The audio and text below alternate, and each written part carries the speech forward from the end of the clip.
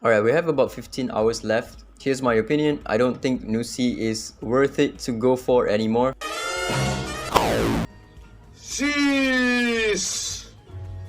She is an exceptional unit for towers, but I don't want to justify summoning a Shimmer Legend using this Shimmer records, which you don't get a lot of, just for the towers. So towers, even though she's good on it, I'm not even going to bring it up. It is a bonus, so it should not be in your radar on why you should summon for Nuwa, because the towers, the Infinity Towers, the Temporal Towers, the sure way win is just to AP control them or to stun them.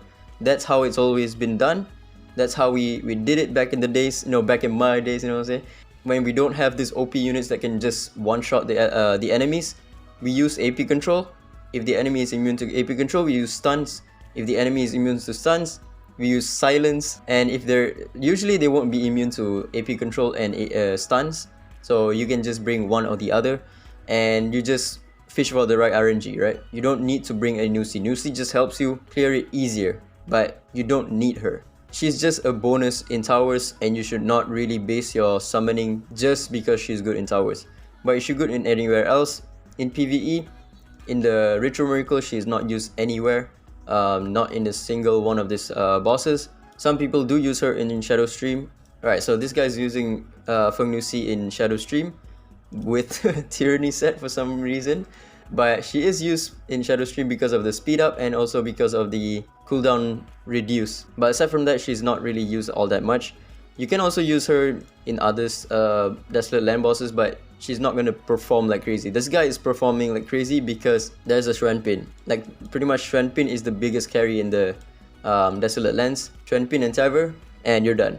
In Falsetto Fantasy, she is not used on any of the bosses except for Counter Sonica. Some people do use her in Counter Sonica for Team 1. I don't think I can show you, right? I can't show you the Counter Sonica team right now, but some people do use her in Counter Sonica for the cooldown reduce on Changji.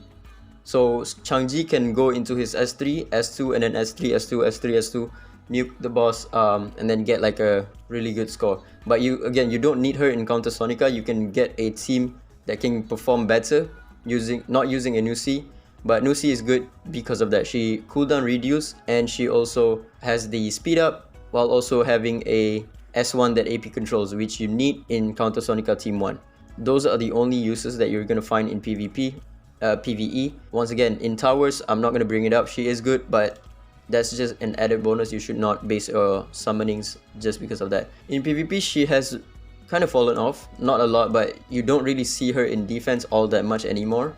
Because in Speed Cleave team, if you slot her in for your defense team, then you're missing a slot, right? What the fuck are you saying? We found a Nuxi right here, but there's no attack buff in the team. So this team is going to be weak against tank teams without the attack buff. Taver might not do enough damage, and against a Genie, well-built Genie, Taver will not one-shot the Genie. In defense, you might see her here and there, but once again, she's not going to be in most of the defense as she previously was, because in Cleave team, you have a lot of spots to fill. The first spot is going to be TA, the second spot is going to be your healer, and most of the time it's going to be Clara, and then one spot is going to be your DPS, another spot is going to be your Ethan, and then the other spot is flex spot. So you either go Nuxi or you have to go for an attack buffer. If you go with Nuxi, then your team is going to be very prone to tank teams because you don't have an attack buffer, right? Your DPS might not do enough damage to the tank teams, and they're just gonna Avatara you to death. That's the problem right now with the Cleave team. There's too many spots to fill. Like right here, there's no spot to fill Nuxi in. If you remove Tolan, then you lose the turn 1 advantage. Yeah, this guy doesn't even have a R2 Ethan. So if someone brings this type of team, Tolan plus R2 Ethan, then he's already lost out on speed. So yeah, that's what I'm trying to say. It's very difficult to slot in Nuxi in defense team currently. But the new knockout is gonna have multiple teams, so you're gonna have like 3 teams in silver, and then I think it's gonna be more in gold and platinum or diamond. So Nuxi is definitely going to be used here. So in conclusion, Nuxi is just purely PvP, and if you don't have either Ana or Xuan Pin or even Taver, I don't think Nuxi is going to be worth it. So I would say she is right now an easy skip because of the amount of shimmer records that we get, right? Currently we do get a bunch, but it's only when you score well in knockout. If you don't score well in knockout, you're still gonna get like a very little shimmer records. So yeah, keep that in mind. So you're gonna have to make your hardest decision of your Dislyte life. In my opinion, I think you should just end it, bro. I don't know, just end your life. No, I'm just kidding. What's wrong with me? But I think this one is going to be pretty simple depending on what type of player you are. If you're a purely PvP focused player, I think Ana is going to be more versatile than Xuan Pin, because Xuan Pin is only used in a cleave team. Other teams, she just doesn't work. You're not going to use her in tank teams or control teams. I mean, she's only going to be used in cleave team, whereas Ana, you can use her in a control team. She's kind of like Hyde, where you can just slot her in any team, in control teams, in tank teams, in cleave teams to make it safer.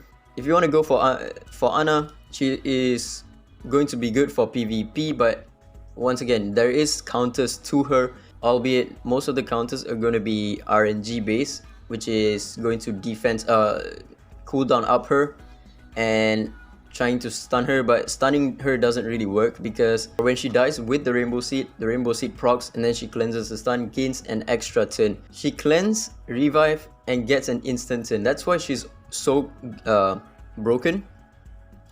And then the moment she does her S3, she gains 5 more rainbow shield. She gains 5 more rainbow shield once she S3, and then when she gets hit 5 times, that's another revive, another cleanse, and another guaranteed turn. That's why she's so broken. She cycles way too good. You put her on ocean waves, even if the enemy cooldown up you, it's RNG. If they only landed 1 cooldown up, when you get your turn, then you can proc the ocean wave, and then you're fine throughout the match, right? And also one thing to note, her block effect does not block debuffs. It only blocks the damage, so stuns will still land even though the damage is blocked. And if you do summon for her, then she's gonna help you severely in knockout. You're gonna get more shimmer records based on your placement, and you just get more summons overall. And I don't think there's any wrong with summoning for her, because Dislyte right now is trying to make its way into PvP. As you can see, the knockout changes, the point war changes, giving you more rewards in PvP, which means summoning for Ana isn't too bad. But what is her uses in PvE? I don't think she's going to be that good in PvE because of the nerf. Her true damage portion is now 20%, but it caps out at 2% of the boss's HP. So previously it did not have any cap when she was first announced and first launched, and then the first change, they put this cap on her, which is going to dampen her PvE capabilities. Usually bosses have a calculable of 100,000 HP, so without the cap she would do 10,000 extra damage, because this one was previously 10%, right? But now she's only gonna do 2,000 of the boss's HP from the true damage portion. So she's not really gonna do much for you in PvE, I don't think. And also the block chance has been reduced to 25% rather than being guaranteed. And her damage comes from the counter attacks that she does. And Sentinel Hunt or Falsetto Fantasy bosses and Desolate Lands even in Ritual Miracle, you don't really rely on your damage on counter attacks all that much, because you want to take more turns than the boss takes. She's gonna solo stuff, sure, maybe Chronos, maybe Apep, maybe Fafnir, but it's not really gonna be game breaking that is going to give you like a insane score, I think. So yeah, I think she's also going to be purely PvP. So Ana, I would say only if you are into PvP, then you summon for her. Then you're gonna get more rewards from knockout, more rewards from point war. The next unit rate up that we can expect within the next 2 patches is Xuan Pin. This unit is the most broken support in the game, and I think she's gonna have more longevity than Ana. She's used in all of the Falsetto Fantasy, all Desolate Lands, all Ritual Miracle. Maybe not Ritual Miracle Fafnir, but in any like PvE contents, she is just your first pick for support. But some people don't use her in Forbiter because of this stun. in Forbiter, you don't want to run any cleanses, you don't want to run any healers. So this stun is actually quite detrimental. But in Dark Starlord, she's going to be your MVP. She's going to do wonders for your scores. And for PvP, she is your best support for Cleave Team. Without her, your Cleave Team is just not complete. She's the best support for Cleave Team because of this horse buff, giving you double damage. And if the enemy is, I think, 40,000 and above, it already hits the 100% amplification. And also because of the fact that every skills that she's doing is going to proc and assist, which is why she's just so busted. I don't really need to talk about Xuan Pin all that much. You already know just how broken she is. And in PvP, if you pair her up with Raven, then you can cleave literally anything. Or even R6 Brewster is going to cleave anything. They just do way too much damage. But that's it, right? You can only use her in Cleave Team. So if Cleave Team goes out of the meta for whatever reason, then she's gonna fall off along with them. But that's most likely not going to happen.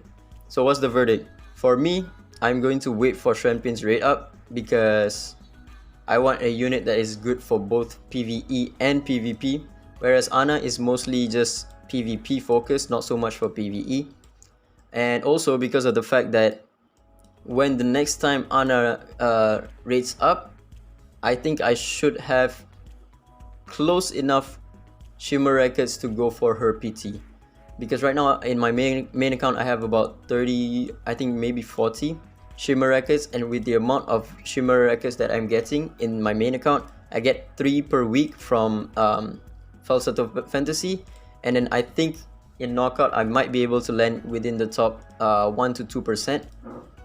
So that's also going to give me about 360, which is 7 summons per 3 weeks, which is quite a lot. So yeah, my game plan is going to be waiting for Xuan Pin's rate up and then go for her.